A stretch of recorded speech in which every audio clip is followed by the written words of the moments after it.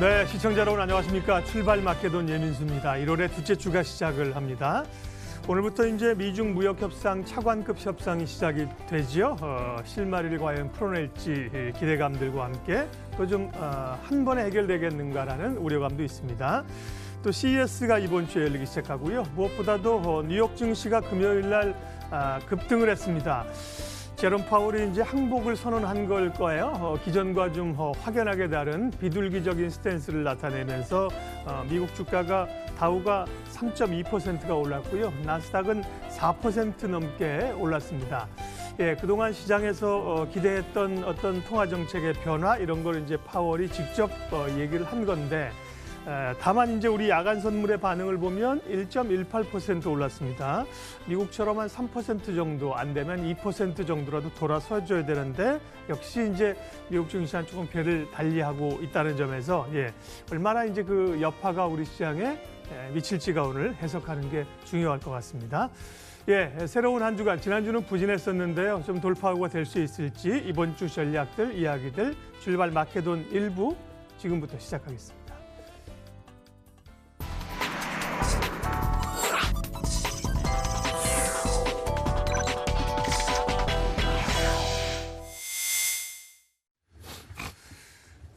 첫 코너입니다. 늘 시장의 핵심과 포인트를 잡는 장영혁 팀장과 함께하는 장영혁의 마켓 시그널입니다. 한국투자증권 법인금융센터 장영혁 팀장님 함께합니다. 어서 오십시오. 네, 안녕하세요. 네, 팀장님이 회사에서 이제 자리를 좀 옮기셨습니다. 네. 그래서 이제 바빠서 좀 못 뵙고 오늘 또 오랜만에 나오셨는데 역시나 이제 오시니까 시장이 좀 깜짝 놀라서 중심을 잡네요. 지난주는 어려웠는데 정말 금요일 날 미국 증시가 또 급반등을 했습니다.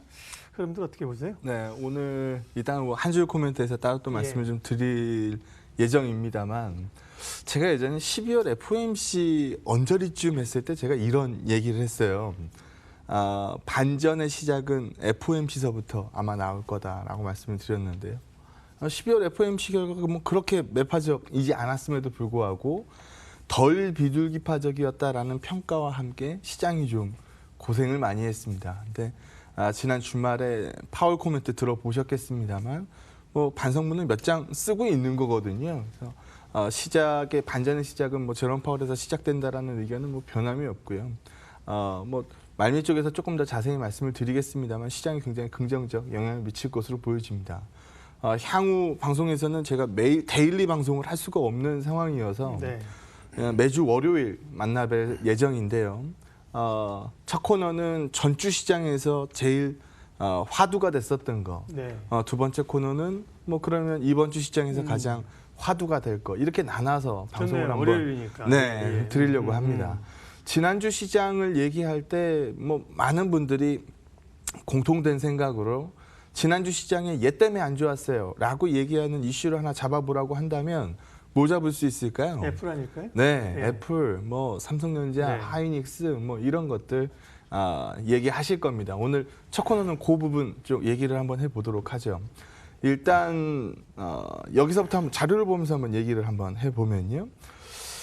제가 12월 말쯤에 말씀을 드렸던 것 같은데 잘하면 1월, 2월 정도에 반도체 대한민국 수출이 YOY 값으로 마이너스를 찍을 수 있을 것 같아요 라는 부분 제가 차트를 보여드렸던 기억이 납니다. 현실이 됐어요. 생각보다 좀 빨리 찾아온 것 같기도 합니다. 왜냐하면 12월 데이터에서 마이너스 8.3% YOY 값을 찍어버리는 바람에 예상보다 좀 빨리 마이너스 폭으로 들어온 것이 눈에 보입니다. 우리 대한민국 수출 데이터 얘기할 때 누가 제일 잘 나갔어요? 누가 주도하던가요? 반도체가 주도했잖아요. 근데 반도체가 YOY 값으로 8.3% 로스를 찍은 부분 아마 이게 대한민국 경기 우려를 상당 부분 자극했을 가능성이 있습니다. 뭐 부인하기 어려운 사실이죠. 두 번째는 뭐 제 방송 오래 보신 분들은 아시는데 고정거래가가 언제 제일 많이 움직여요? 1, 4, 7, 10 요 분기 첫 월에 제일 많이 움직입니다. 이제 1월 고정거래가 발표를 앞두고 있는데요. 12월 고정거래가는 뭐 굉장히 무난하게 지나갔어요. 왜냐하면 10월, 11월 낙폭이 존재했기 때문에. 근데 지금 이제 1월 고정거래가 이 예측치가 뭐 좀 틀렸으면 좋겠습니다만 10% 중반대까지 또 한 번의 마이너스가 예정되어 있는 상황이어서 이런 부분들은 당장 어디한테 영향을 미칠까요? 삼성전자, 하이닉스 실적한테 바로 영향을 미칩니다. 삼성전자가 금주에 잠정 실적 발표를 할 거고요. 잠정 실적 발표를 하게 되면 대한민국 이 삼성전자를 커버리지하는 애널리스트들의 올해 실적 추정치가 일제히 다 하향이 될 거고요. 아마 그걸 보고 나서 하이닉스 이 1분기 실적이 이제 점점 4분기 실적치가 점점 다가오니까 아마 4분기 실적을 보고 올해 1분기 실적 가이던스를 또 대폭 밀어내릴 것으로 보여집니다. 그러다 보니까 대한민국 시가총액 1, 2, 삼성전자, 하이닉스의 어닝 가이드가 상당히 좀 이 불안해지기 시작했다라는 거죠. 그래서 그런 부분들이 지난주 시장에서 우리 대한민국 시장을 좀 밀어내렸다라고 보시면 될 것 같고요.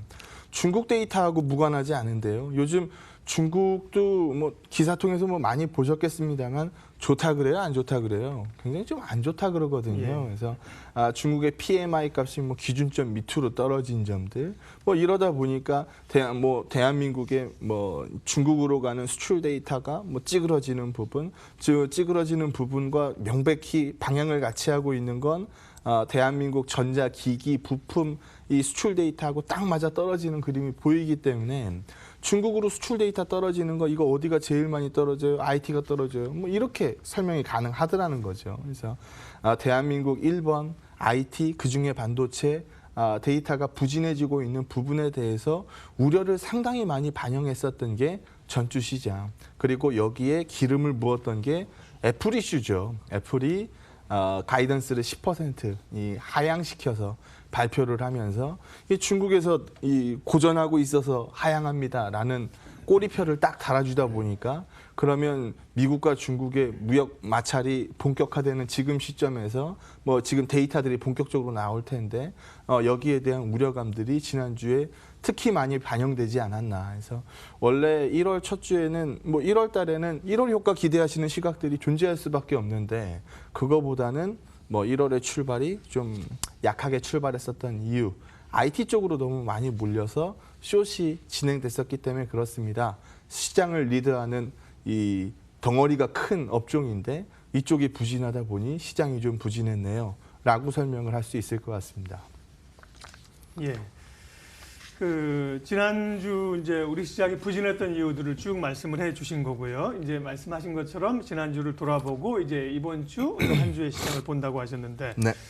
제롬 파월이 사실은 마이웨이를 저렇게 그냥 가도 되나 싶을 정도로 시장을 안 돌아보고 가다가 이제 지난 주말에 지난주의 발언들은 상당히 정말 갑자기 백기를 든 것 같은 생각이 들면서 저는 무슨 생각이 드냐면 야 트럼프가 하겠구나. 예. 네, 요즘 그런 얘기도 많이 나오죠. 왜냐하면 뭐 우리가 보면 좌충우돌 정말 뭐 노이즈를 만들어내고 있는데 어쨌든 자신이 원하는 방향으로 어떤 방법을 통해서는 끌고 가고 있잖아요. 네. 그래서 그런 생각도 이제는 뭐 시장에 악이 될는지 독이 될는지 모르겠지만 트럼프 재선에 대한 생각도 좀 해봐야겠구나. 그만큼 그런 생각도 좀 갖게 됐어요. 예. 그렇다면 어쨌든 간에 이번 주는 우리가 좀 답답한 흐름에서 좀 벗어날 수 있을까요? 네, 뭐 마지막에 얘기하려고 했던 한 줄 코멘트를 좀 땡겨서 그러시죠. 얘기를 네. 하죠. 결론부터 얘기하죠. 네.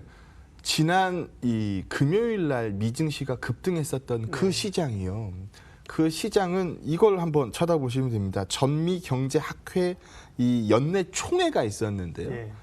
여기에 제롬 파월 현 FRB 의장과 전 버냉키, 제넷 옐런, 전 FRB 의장이 같이 나와서 이제 공동 인터뷰를 하는 거였어요.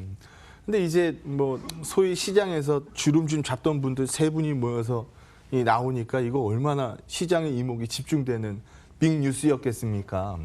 근데 딱 걸어 나오는 폼을 보니까 제롬 파월 이 프린트아웃 이제 본인이 이제 말 실수하면 안 되니까 프린트한 거를 한 장 들고 나와가지고 나와서 발표를 할 때도 보고 읽었어요. 근데 제롬 파월 말고 버냉키하고 옐런 같은 경우에는 빈손으로 떨렁떨렁 나와가지고 그냥 시장에다가 본인이 하고 싶은 얘기를 싹 훑고 지나갑니다. 그럼 이것만 보더라도 지금 누가 바짝 걸었다라는 게 티가 나요. 제롬 파월이 바짝 얼었다는 게 티가 나는 거거든요. 그래서 얘기한 거 보니까 정해진 결론은 없어요라는 부분 뭐 다시 얘기했고 이번에 인내심이라는 페이션트 표현은 뭐 다시 시작했죠. 그래서 인내심을 갖습니다. 뭐라는 부분이라든지 뭐 유연한 변경이라든지 뭐 이런 부분들을 얘기하는 걸로 봤을 때 시장 하락에서 연준이 더 이상 자유롭지 않다는 겁니다. 그래서 12월 뭐 충분히 고생한 시장, 10월 시장 충분히 고생했었고 뭐 12월 시장 그나마 좀 돌려세우고 있었는데 1월 들어서 좀 뚝뚝뚝뚝 분질러져 나가는 이 시장 분위기, 제롬 파월도 자유롭지 않다. 그러다 보니까 비둘기를 아주 대거로 날려 세웠었던 금요일 시장이 아니었겠느냐. 그럼 금주의 주목 포인트는 제롬 파월이 날린 비둘기에서 시작을 하는 거고요. 뭐 서두에서 말씀하셨던 것처럼 미중 무역 협상이 이제 만나서 얘기를 하니까 이 자리에서 만나자마자 멱살 잡을 가능성도 없지만 만나자마자 자, 딜, 던 뭐 이렇게 할 가능성도 없거든요. 그래서 나오는 얘기들을 조금 더 들어봐야 금주의 뭐 방향들을 좀 잡을 수 있을 것으로 보여집니다. 자료 보면서 얘기를 좀 더 이어가도록 하죠. 요즘 시장에서 우리를 가장 괴롭혔었던 뉴스 하나 찾아보세요라고 얘기하면은 대부분 다 경기 얘기합니다. 얼마 전까지는 올라가는 금리 때문에 뭐 올라가는 금리로 시장이 고민을 할 때는 이때는 가장 큰 시장의 하락 이유가 연준이었을 수 있어요. 왜냐하면 좀 전에 말씀하셨던 것처럼 경기를 돌아보지 않고 연준의 마이웨이를 들었었던 시장이기 때문에 그때는 연준이 가장 큰 시장의 하락 요인입니다. 근데 그 이후에 뭐 요 얼마 전 시장서부터 한번 보게 되면 그때서부터 이제 금리가 빠지는 걸 보면서 우려를 하기 시작하죠. 이거는 금리 왜 빠지겠어요? 예상만큼 경기가 안 나오니까 금리를 그만큼 못 올린다는 거거든요. 그래서 금리 가이드가 떨어지면서 금리가 빠지는 거니까 이 시점에서 가장 큰 우려 요인은 경기입니다. 경기를 건드리니까 시장이 세게 맞았었죠. 근데 여기 한번 보시면 이때도 그래요. 이때 한번 보시면 글로벌 경기 선행지수 값이 야 이거 이렇게 돌아가도 이거 괜찮겠어요? 어려워지지 않겠어요? 라고 얘기하는 시점이 16년도에도 있었어요. 그때 한번 보게 되면 그때도 시장은 뭐 어느 정도 뭐 저점부를 형성하고 돌려 태우는 모습을 보입니다. 이번에도 비슷한 경기 레벨 위치에 왔어요. 뭐 무너지지 않을 겁니다. 트럼프가 무너지는 걸 원치 않을 테니까요. 시장은 최근에 상당 부분 급격한 조정을 받았고요. 그러면 다음에 뭐 시장 방향을 예측해 보십시오라고 문제를 내면 뭐 1번, 뭐 2번, 뭐 3번 이렇게 나왔을 때 결코 아닌 값은 뭘까요? 3번일 가능성이 가장 적거든요. 그래서 이미 상당 부분 반영한 시장이라고 한다면 경기 우려 값에 대해서 충분히 뭐 반영하지 않았습니까? 라는 거고요. 우려를 충분히 반영한 것만큼 낙폭도 충분히 반영을 했습니다. 우리 예전에 이런 말 있죠. 골이 깊으면 뭐도 높다. 산이 산이 높다. 뭐 이렇게 되잖아요. 뭐 많이 맞았으면은 올라갈 구간도 넓다. 뭐 다 죽어 있는 이 기대가 빠져 있는 종목이 어떻게 보면 가장 기대가 높을 수 있다. 주식시장에서 제일 호재가 뭐예요? 많이 빠진 거. 주식시장에서 제일 악재가 뭡니까? 많이 오른 거, 더 이상 오르기 어려운 거. 이게 역설적으로 읽으면 주식시장의 호악재잖아요. 여기 한번 보시면 장대 음봉 뒤에는 장대 양봉 쓰는 경우가 굉장히 많습니다. 왜냐하면은 크게 빠지면서 시장에서 뭐 너나 할 거 없이 더 이상은 못 하겠어요라고 얘기하는 시각들이 많아지면 많아질수록 시장은 가벼워지기 때문에 세게 움직일 가능성이 굉장히 높습니다. 코스닥 같은 경우에도 급락 한 해 다음에는 급등하는 경우가 빈번히 많았었거든요. 그래서 거래소 코스닥 모두 다 똑같은 모습을 보이고 있고 뭐 이 모습 보이면서 빠지지 않았던 게 어닝인데 어닝 가이드 많이 떨어졌죠. 어닝 가이드 떨어지는 거 가장 큰 역할한 게 어디예요? 삼성전자 하이닉스거든요. 그래서 추가적으로 뭐 더 떨어질 가능성도 충분히 존재하고 있는 시장인데 그런 부분들을 지난주 시장에서도 뭐 좀 전에 말씀드렸던 것처럼 충분히 반영하지 않았습니까? 근데 이렇게 하면서 시장에서는 더 이상 뭐 연준 얘기 가지고 벌벌벌 떨고 있지는 않아요. 연준 뭐 제롬 파월이 날려주는 비둘기를 우리는 뭐 금요일 날 박수 치면서 쳐다봤으니까요. 그래서 여기 한번 보시게 되면 현재 수준에서 내년 연말 금리 예측치를 딱 쳐다봤더니 한 번도 오르지 못할 가능성 이게 급증하기 시작했어요. 그래서 연준이 얘기하는 2번의 금리 인상, 야 이것도 안 돼. 조만간 반성문 써서 한 번으로 수정할 거야. 한 번으로 수정해도 그마저도 한 번도 못 올라갈 가능성이 있어. 라고 보는 시장이라고 있다면 적어도 연준 때문에 시장이 빠지지는 않을 겁니다. 그래서 이런 걸 반영하면서 MRI 값, 매크로 시티 매크로 인덱스 값이죠. 그래서 리스크 인덱스 값이니까 이거는 맥스 값이 1이고 미니멈 값은 제로일 거 아닙니까? 그래서 최근에 이런 부분들을 반영하며 시장에서 리스크 값들은 점차 안정을 띠기 시작했습니다. 그러면 시장은 반등하는 게 맞지 않을까요? 라고 있는 거고요. 우리 시장에 포커스 맞춰서 금주 차트를 하나 보여드리면 1월 옵션 만기일이 참 재밌습니다. 우리 옛말에 화장실 들어갈 때 다르고 나올 때 다르다라는 얘기 많이 하죠. 12월 달 만기까지는 선물에는 배당락이 녹아 있지 않고 이 현물값으로는 선물에는 배당락 값을 녹여놓은 거고 현물값으로는 배당락 값을 녹여놓지 않았기 때문에 배당 이 차익 거래를 통해서 이 현물값으로 급격하게 밀고 많이 들어갑니다. 차익 거래가 만들어지니까요. 근데 1월 이 옵션 만기일은 대체적으로 내가 배당이라는 걸 받았기 때문에 니즈 떨어진 배당받은 주식들은 매도값이 쏠리기 마련이고 여기서 보시는 것처럼 배당락 2를 기점으로 해서 쭉 끌고 올라갔다가 그 이후서부터는 쭉 떨어지는 모습이 일반적이고 2000년대 이후에 1월 옵션 만기일 차익, 비차익 이 물건들을 한번 보게 되면 위에 들어간 적은 몇 번 없어요. 대부분 다 어디로 들어가 있어요?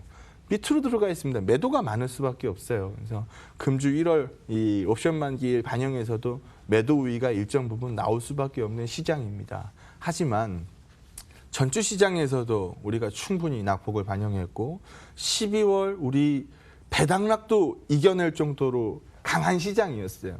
1월 들어와서 다시 한번 우려감이 높았던 이 상황인데요.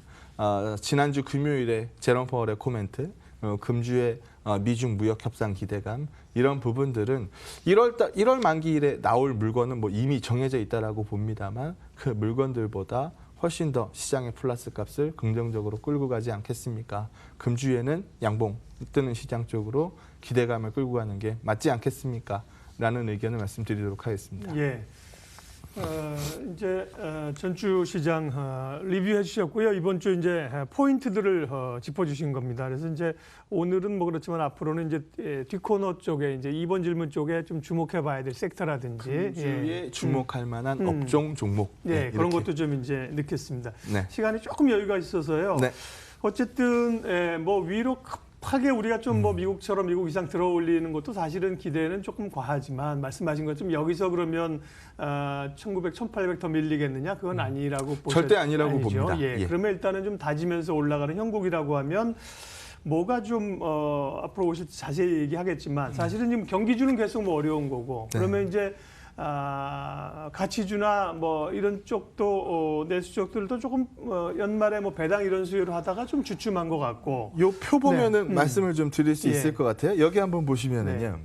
지금 올해 코스피의 연간 순이익 전망치가 지금 최근 이렇게 떨어진 부분들 쪽에서 제일 많이 이 반영이 된 이 어닝 하향치를 가장 끌고 내려갔었던 대표 종목은 삼성전자, 하이닉스입니다.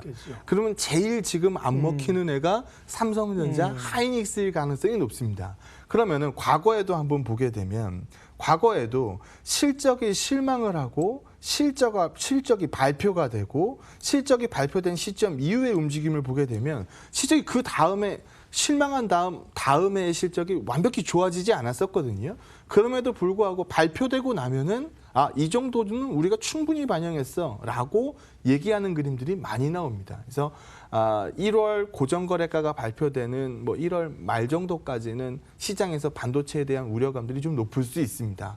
하이닉스 4분기 실적에 대한 우려감들이 점점 높아지면서 하이닉스 올해 실적 가이드 추정치들을 대폭 밀어내릴 가능성이 존재하기 때문에 반도체가 그때까지 안 좋을 가능성도 존재합니다. 하지만 그 여타 종목들이 요즘 시장에서 다치고 있는지를 쳐다보시면 일단 다 죽어가던 유가가 반등을 찍기 시작했습니다. 우리가 원하는 만큼 유가가 빠졌고요. 그러면 빠진 유가에서 올라가는 유가 쪽으로 가닥을 잡다 보면 뭐 정유 업종 쪽에서는 긍정적 뷰들을 얘기할 수 있을 것 같습니다. 그래서 뭐 SK 이노베이션 뭐 이런 쪽들 뭐 이 시장에서 관심 높아질 수 있다라고 보고 있는 거고요. 뭐 코스닥 시장이 항상 보면은 1월 시장에서는 강했죠. 거래소보다는 강했단 말이에요.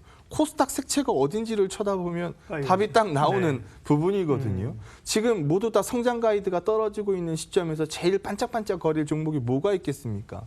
성장 컨셉 주식들입니다. 그렇게 되면 저는 뭐 비록 그쪽 섹터들을 크게 좋아하진 않습니다만 코스닥이 상대적 아웃퍼폼 나올 수 있는 분위기는 맞춰줄 거고 코스닥 상대적 아웃퍼폼이 나올 때 항상 꺼지지 않았던 주식은 제약바이오입니다. 그래서 이런 쪽으로 포커스를 맞춰가시면 조금 더 뭐 보기가 좀 많이 늘어나지 않나라고 생각을 합니다. 예, 장효혁 팀장님과 함께 이번 주 시장의 포인트들 짚어봤습니다. 장 팀장님 오시니까 또 제자리에 오신 것 같아서 저희 코너도 또 중심이 잡히네요. 장영혁의 마켓 시그널 한국투자증권 법인금융센터 장영혁 팀장님 함께했습니다. 고맙습니다. 네.